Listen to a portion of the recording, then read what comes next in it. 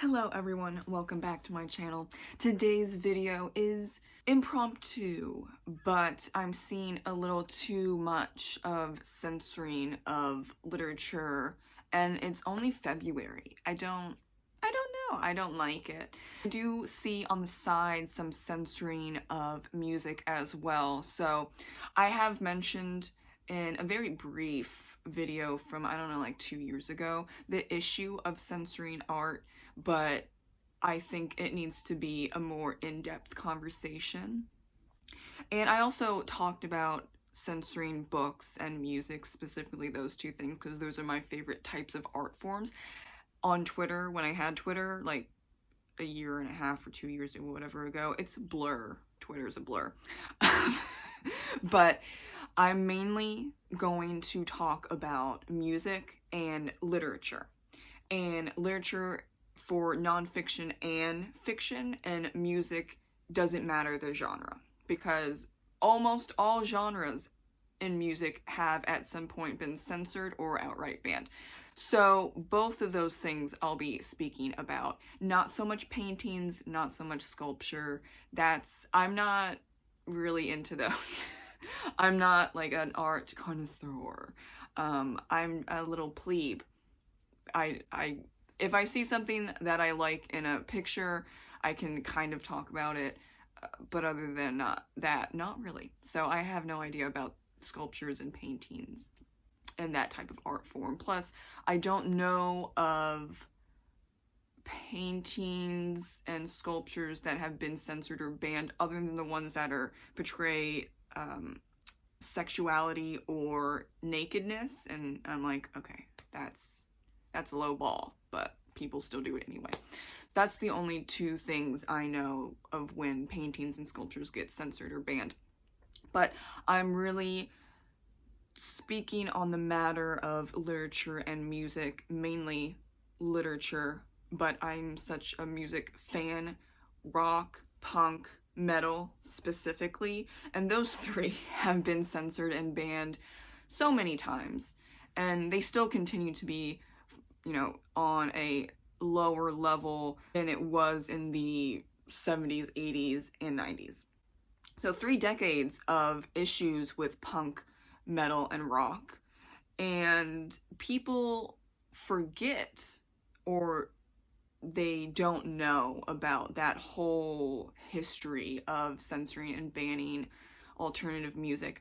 They are more aware of the censoring and banning of rap and hip-hop, but I think even when metal, rock, not so much punk, so I'm gonna say metal and rock, was played on the radio, it's not really played on like the top 50 or the top 100, maybe like AC/DC or something slid in there, but it was still always counterculture, and a lot of alternative musicians don't really want to be on the top 50 or top 100 list anyway.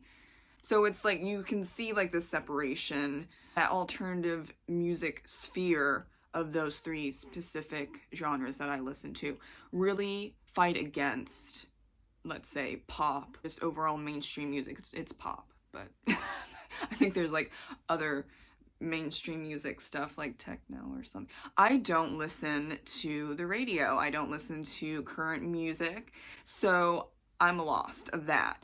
Other than the fact that no way am I hearing Slipknot's new, single on the radio, unless it's a rock or metal station, and those are few and far between, unfortunately. So radio and mainstream is not really for rock, metal, punk, and it really hasn't ever been. But going back to books, I don't care which side of the aisle that a particular person, group, etc. is on politically. It becomes a problem when people are censoring or banning any type of book, nonfiction or fiction. Now, the most recent was Mouse, and I read that in college, and I never heard of it before, but it was for a English literature class, kind of an overview, and I really enjoyed it. I really appreciated that it was a graphic novel, and you had the graphics of the mice that were Jews and the cats that were the Nazis, and the black and white usage of the graphic novel, but then also switching back and forth to color text. And just the whole story is uncomfortable. Yes, it is. But the Holocaust needs to be talked about because there are a lot of people that don't know about it. More recent generations don't know about it.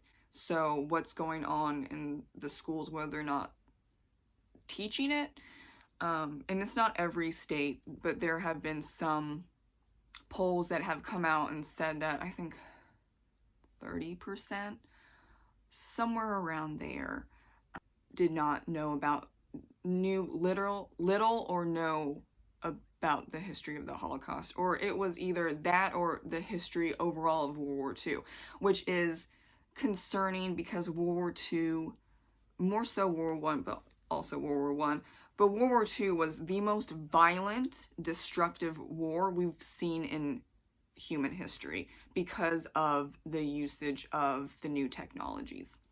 Now, World War I did have,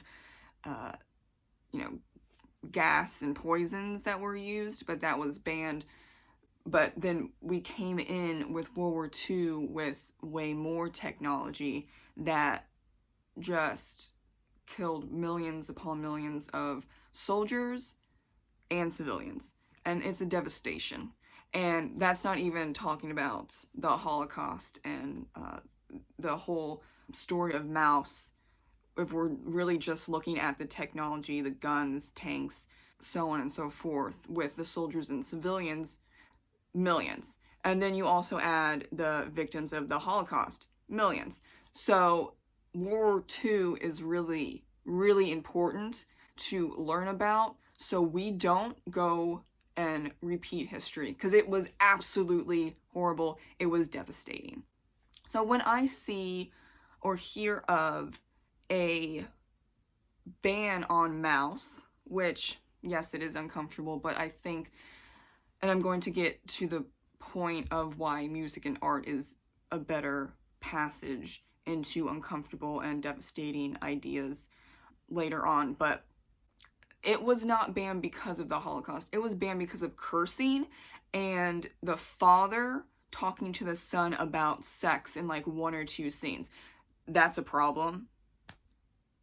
That's really your problem. That's why you want to ban that book. Okay, now, was it really that upcry from the conservatives because they don't like cursing and they don't want their children exposed to sex talk because they think that it's their right to, okay, I don't know, but that was what I was seeing over and over again. It was cursing and talk about sex. I don't know if there's anything else because the things that I were seeing were those 2 examples, and enough uproar about those 2 specific things, and Mouse then was taken out.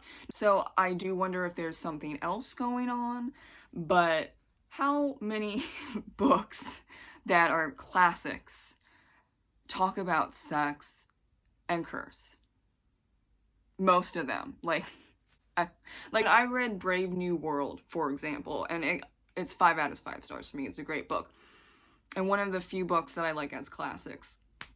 But there's this whole scene where it's disturbing and it's uncomfortable, but when you're going through, there's this section with children, and that they encourage exploration. The ones that aren't exploring, they go to like a certain, I don't know if it's school, but like to be retrained into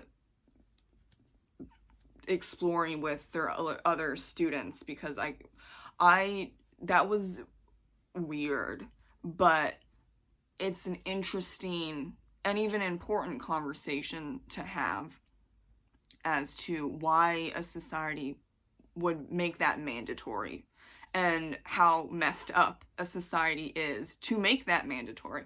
So it's really comes down to, you don't want your children, teenagers, to think critically, really.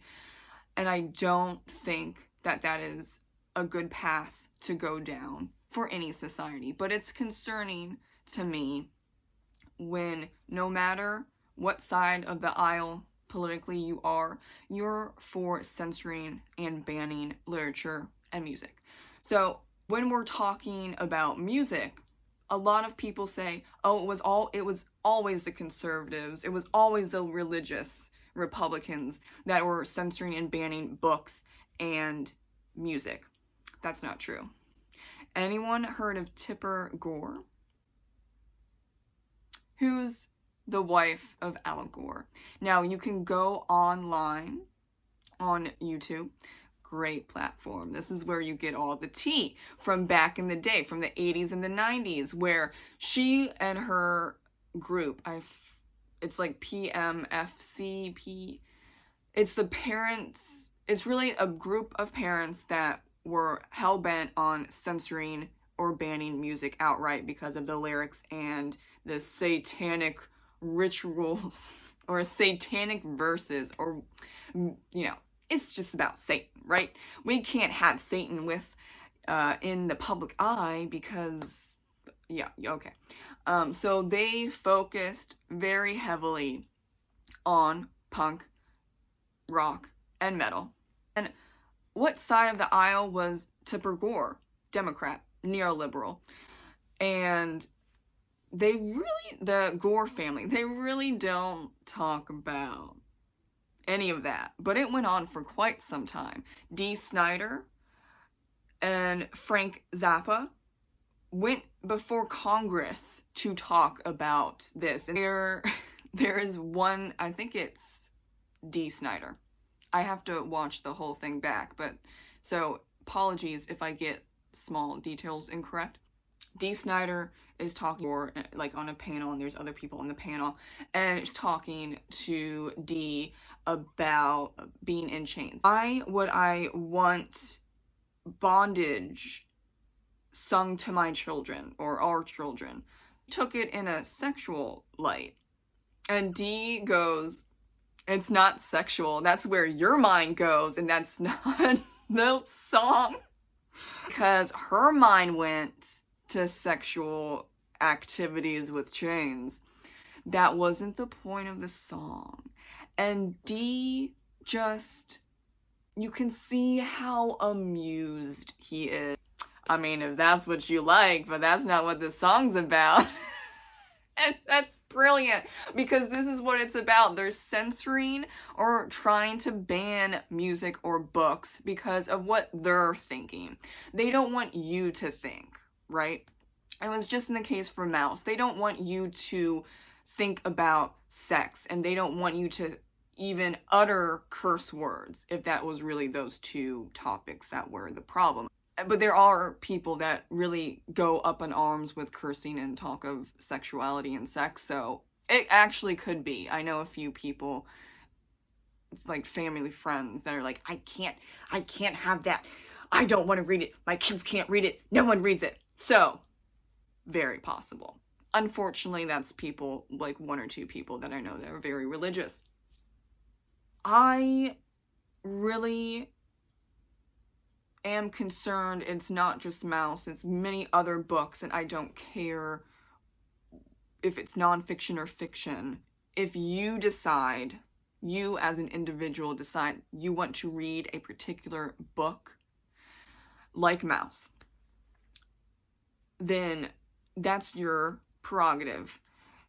The problem that comes up when you're trying to ban or censor books or take out books entirely from a library or a bookstore, like Mouse or To Kill a Mockingbird, or a memoir from a person from another political side, doesn't matter which side, just any political figure that you don't agree with.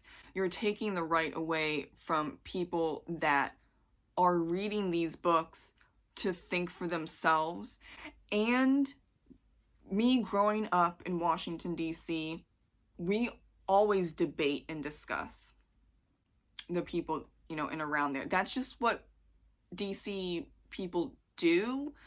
So I have no problem debating someone or having a discussion. Love doing it. If I could not read, let's say, the Bible or Joel Osteen books, whatever. He's funny. I'm trying to think of someone that's really popular. That's like Joel Osteen, right? Or any other religious text, right? Then I wouldn't know where they're coming from. I wouldn't be able to debate them as thoroughly as I did in the past. I don't do it anymore because I'm not really online. But even when I was on Facebook, okay, when I was like 15, debating these ultra religious people that also want to debate non-believers, we're on the same page here. We're both consenting to debate heavily and, you know, throwing out facts or throwing out opinions. But I was able to do that because I could get a Bible, for example, or I could, you know, borrow from the library or buy a Joel Osteen book and see the arguments laid out, right? I want to know what the other side, and I don't, any side is thinking about and how they think, so I can refute them. I want to debate on ideas and people's thoughts and their beliefs, especially as an atheist. That's just, you know, it's interesting to me, but I'm not going out and insulting people that I don't know. I'm not going out insulting friends. I have to come to an agreement of, okay, we're going to have a discussion about topic, or we're going to have a debate about these topics. I'm not, unlike other people.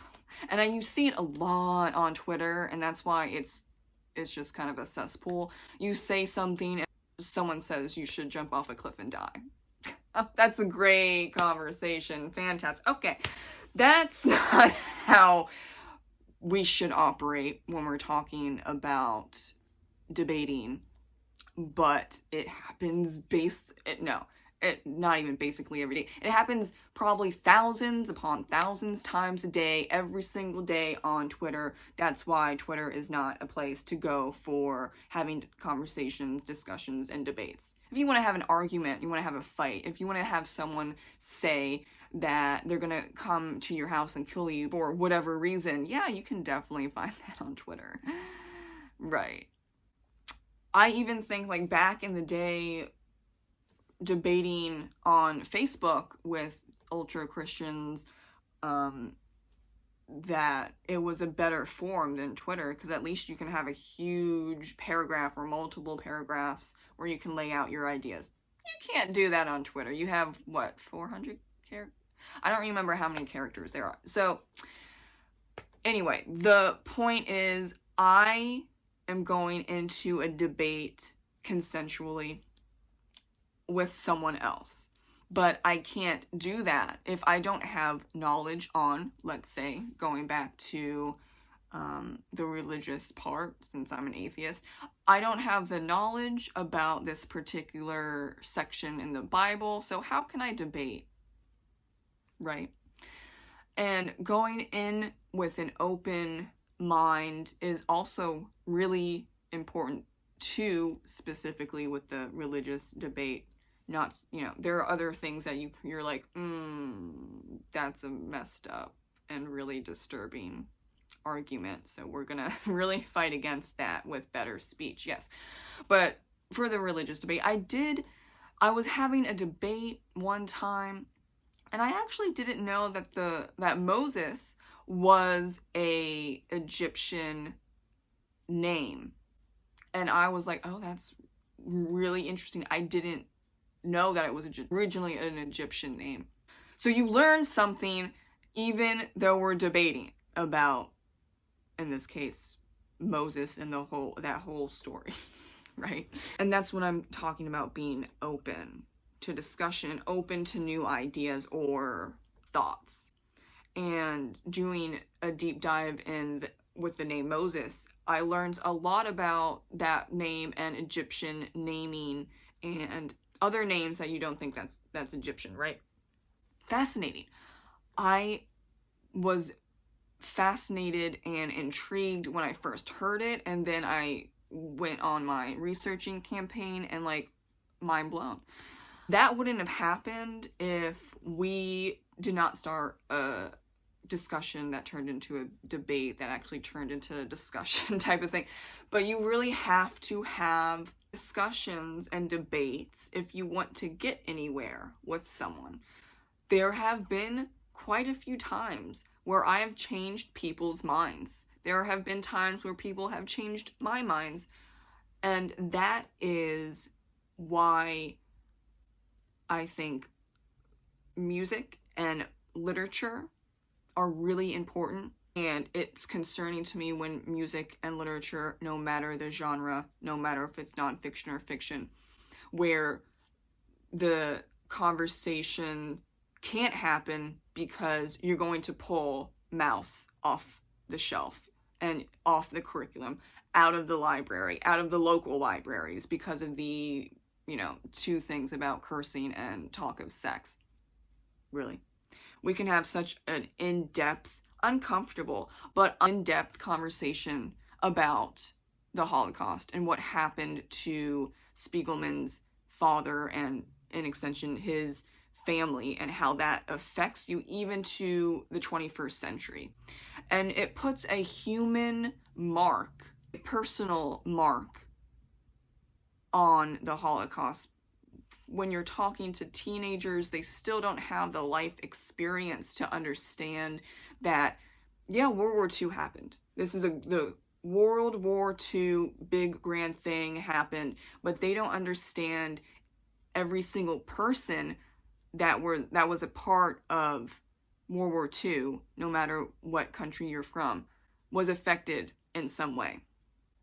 And even for adults, it's very difficult, because for just human brains, we can't really, it's hard to fathom. Millions of people have individual lives that were affected, and then, overall, people were affected in, specific countries in different ways. That's hard for people to grasp, but I think it's really important for books and music, but specifically for this topic, books, to highlight personal experiences so people can understand and try and fathom, or possibly get close enough to fathom, the idea of what happened and how it affected millions upon millions of people. I think that music and literature is a safer, more accessible forms of art to talk about uncomfortable, disturbing, and scary topics compared to film. Now, when I say film, I'm going to say TV shows and movies. Because when you're talking about movies, we've only had movies for like 100 years or something like that. I'm not a film expert, okay? But film has not been around as long as music and literature. Music and literature has been around for thousands of years. So we've gotten used to, I think, music and literature as a form of art, whereas film, it's new. And I think it can be scarier or make people even more uncomfortable, because the logical part of your brain knows that those are actresses and actors on the screen.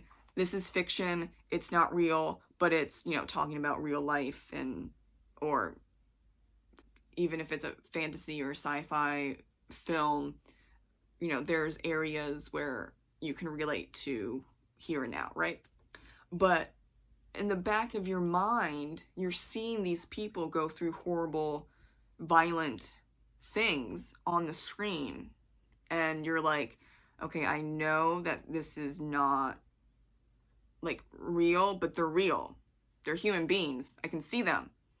And I think that's when people get more uncomfortable and they have to leave the room when something, you know, is happening on the TV, and there's more outcry with film because there are people, real people, that are acting this stuff out, and we empathize with that. And it seems like it's reality, and in a way it kind of is, but it's not real life, right? So film, very important, but I think music and literature are safer because you have to picture what's going on, especially in books. You have to picture the scene on the page that you're reading as you're reading, going on and on. And a lot of people can't picture things in their minds, and that's why there's, you know, the whole debate of, I want more description of characters because I can't picture them in my mind and I want to picture in my head. Totally makes sense, right? I can picture stuff in my head, I think maybe because I'm a writer, so it's like a movie in my head whenever I'm reading books. And there have been books where there's a scene of assault, or where an animal dies horribly or is killed by like the antagonist or something, and then I'm like, okay, I just need to take a break, just 1 minute break, and I put the book down and I'm like, coping mechanisms, we got it, okay, and we pick the book back up and we continue on. I think it's easier to deal with that compared to seeing real life people acting, but it's still kind of happening to them, and I don't think the brain understands yet, and I don't know if it ever will. I don't know about like the evolution of how that would be good for us to understand that film is different than what's going on right here in the real world. But weirder things have happened with the brain, right? Okay, so maybe in 500 years we can separate that better, and you know, we don't have as many issues with watching violent scenes or something of that nature on the screen. But this is why it's concerning to me when there is censoring or banning music and literature, because those are the two safest ways, in my opinion, to talk and discuss and maybe debate about difficult, uncomfortable, scary topics that is usually, not always, but usually wrapped up in a way that is digestible and can help someone get through that uncomfortableness, and at the end of the book or end of the song you can digest it a little bit more and then have the discussion about it.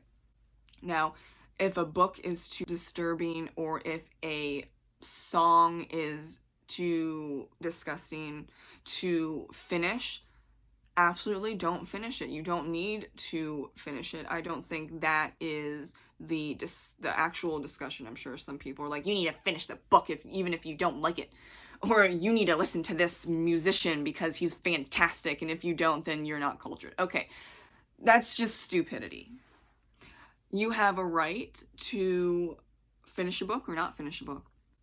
The issue at hand right now, and what people are seeing more so with Mouse, or more coming to light with Mouse, is just because something is uncomfortable for some people doesn't mean that you need to censor or ban it for everyone else.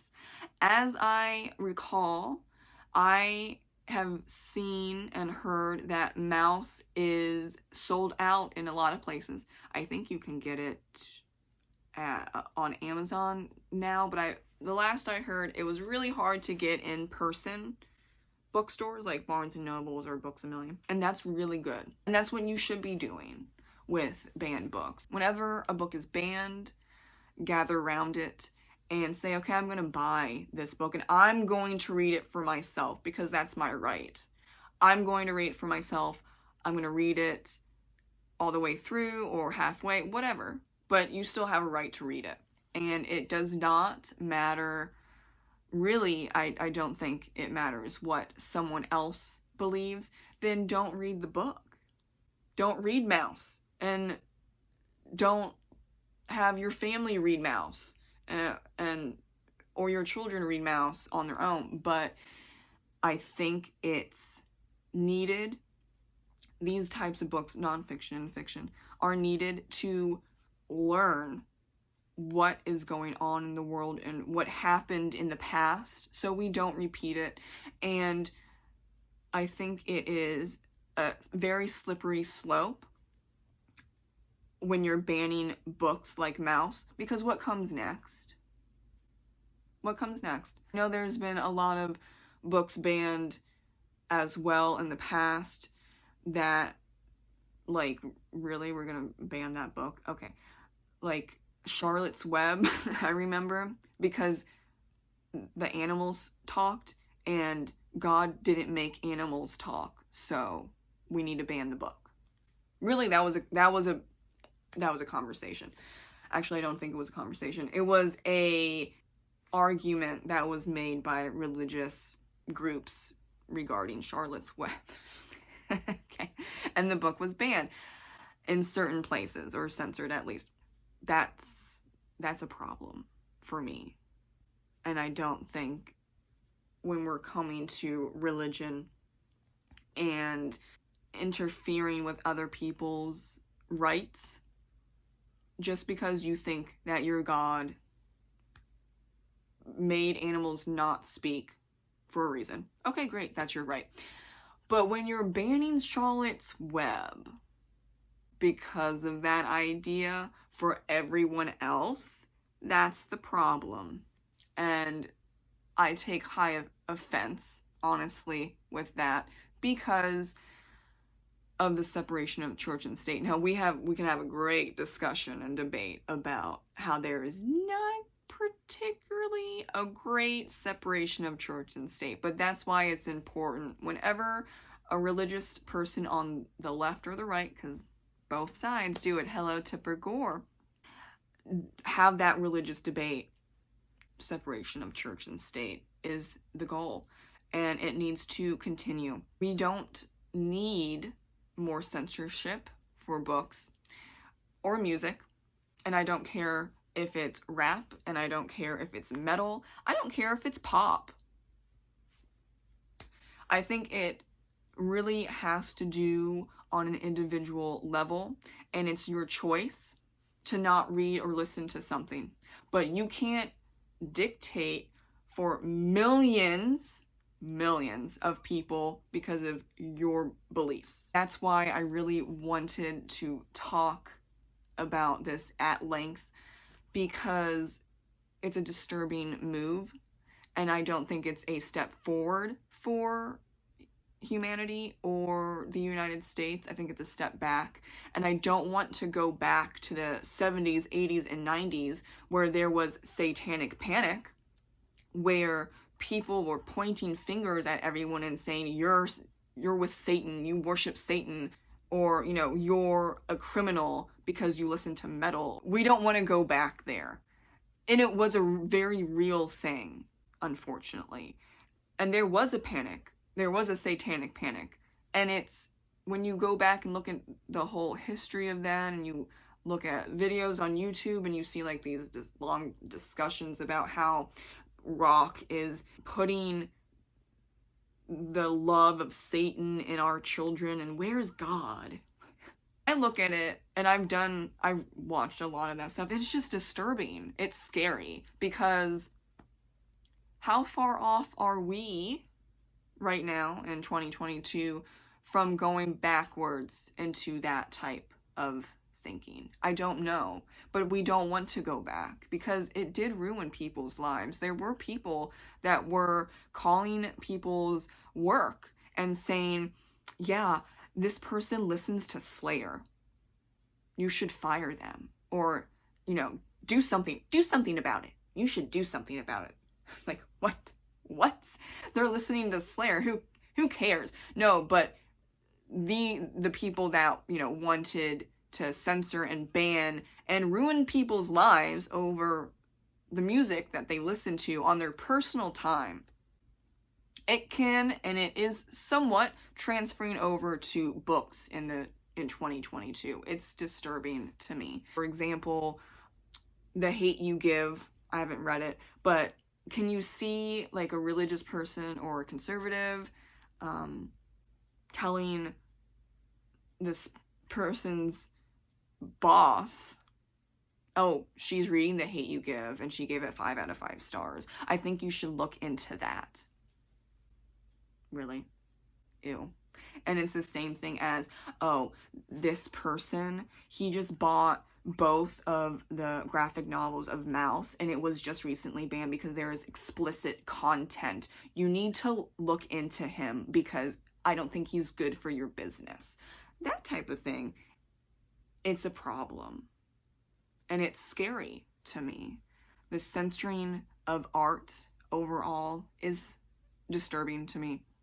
Honestly, I don't think that Twitter is where to have these conversations, but at least there's maybe some productive conversations. I mean, the spread of the information of Mouse being banned did happen on Twitter. So I think Twitter can definitely be good, and I really think that we need to push more for the good behavior of Twitter, and that would be one of them. And also, you know, if there's any banning of music, we should really talk about how that is a problem. I don't want to censor other people. I don't want to ban other people. The parents that were saying, oh, I want Moss off the curriculum because of these reasons. I don't want to censor you. I want to have a discussion with you and tell you why that isn't a good thought process. I want to have a discussion and see where you're coming from, because this is me, not saying that anyone that is uncomfortable doing that should do that. No, I think it should be the bad speech is refuted with good or, you know, fantastic speech. I'm going to say fantastic speech because that's my opinion of pulling books out of the curriculum for cursing and talk about sex like twice. You know, that's where we have a conversation. That's where we have a debate. But I'm not going to argue with you. I'm not going to insult you. I'm not going to curse you and your whole family for the rest of your life. I see that sometimes on Twitter. It's really weird. I'm going to debate you, and if the debate or the discussion goes nowhere or it turns into a fight, it's done. This is what I grew up with in Washington, D.C., and, you know, because it's the political hub of the United States, and that's what we're just naturally taught, and, like, debate team is huge, like, everywhere in Maryland, Virginia, D.C., so I do not have any qualms debating people. There are people that do not want to debate because maybe they feel like it's a waste of time. Maybe they are uncomfortable with the topic and they can't, you know, they just can't or just don't want to, right? Perfectly valid. But there are people like me and a lot of people in DC that want to debate and love debating and having discussions. And love winning, okay? I do love winning a debate, just saying. But that is up to the individual, right? And debating can get very exhausting, especially for the person, you know, whoever you're debating or discussing something. I understand that, but I think it's up to the person, you know, wanting to debate or have a long-form discussion. And I think the best and somewhat recent example of this is what's that thing? The Baptist church? Oh my god. The Crazy Baptist Church. the Phelps' Baptist church. Like, there's only 100 members or something. Megan Phelps, the daughter of the leader, she was on Twitter. She got onto Twitter and, you know, she's doing her, you know, weird religious thing. But people were sending her death threats. People were saying, I'm going to come to your home and kill you. People are, you know, saying that you're a horrible person, you know, blah, blah.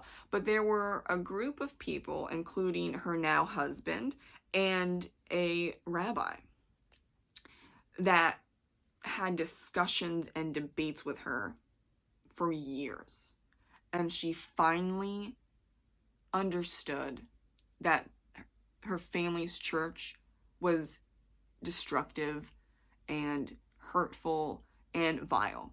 And she left the church, and now she's in exile. She doesn't talk to her family. There's other family members that have also left the church, and they are also in exile, and Megan talks to, you know, those part of her family that have also left the church.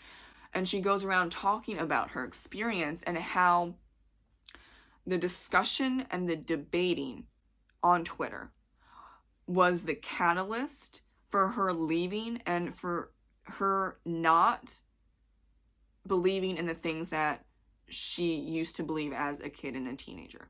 That's extremely important to note, because the death threats didn't change her mind.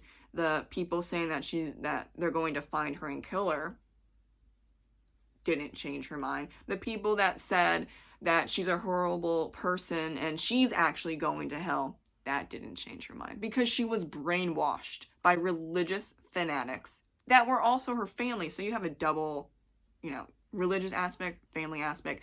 Combine those, it's a cult. It's really hard to get out of. And it was very hard for her. And she talks about it in every interview, or like almost every interview that she has, talking about her life and that church. But what really, you know, ending on a note, what really moved her to change, to look into the truth, to run from her family and ultimately be exiled, her now husband and the rabbi that didn't threaten her, didn't insult her. They debated her and they had discussions. And with the rabbi, he was very compassionate as well, using compassion as a, I guess, lack of a better word, weapon, but I wouldn't say it in that way. I just can't think of the word that you would say in replace of weapon. You kind of just knocked down her defensiveness and her hatred. This rabbi used compassion. And I think that's very moving, and that's really important, and that's the whole point of debating and discussion, especially with bad or horrible ideas. Now, is everyone going to be like Megan Phelps' husband or the rabbi? Absolutely not. But it is noted that if people want to do that, they should be allowed to, because now you have Megan Phelps that is not part of that Baptist church. That is a horrible church. And other family members that left that church because of similar experiences. That's one less extremist. That's one less religious fanatic. That's one less person that is terrorizing people, like picketing funerals, for example. And I think that if you just have the people that want to do that in their time, like they did with Megan, those two particular people that interacted with Megan, but you have that spread out in real life and online, I think more discussions and debates would be productive, and I think change would really happen a bit more. So those are just my thoughts on censoring and banning books and music. So if you type in Tipper Gore and Dee Snider, then you see all of it, including, you know, the exchange with Dee Snider and those chains. I even forget the song that they're talking about, but that is hilarious, okay? And that's kind of what you you know, you see in not just this particular instance in music, but in books as well. People are trying to censor and ban books, music, because of what they think and their perceptions. And many times their perceptions are not correct, in the fact that this is the great example of that song singing about chains and bondage, and she thought it was sexual and perverse. Not the case. So that was a little embarrassing. Really embarrassing. Also hilarious. And it just kind of solidifies, maybe you should like look into things, right? Before you assume. Seriously, because you don't want to have that happen to you. It's embarrassing. Al Gore was running for president, you know, back in the, was it early 2000s or whatever.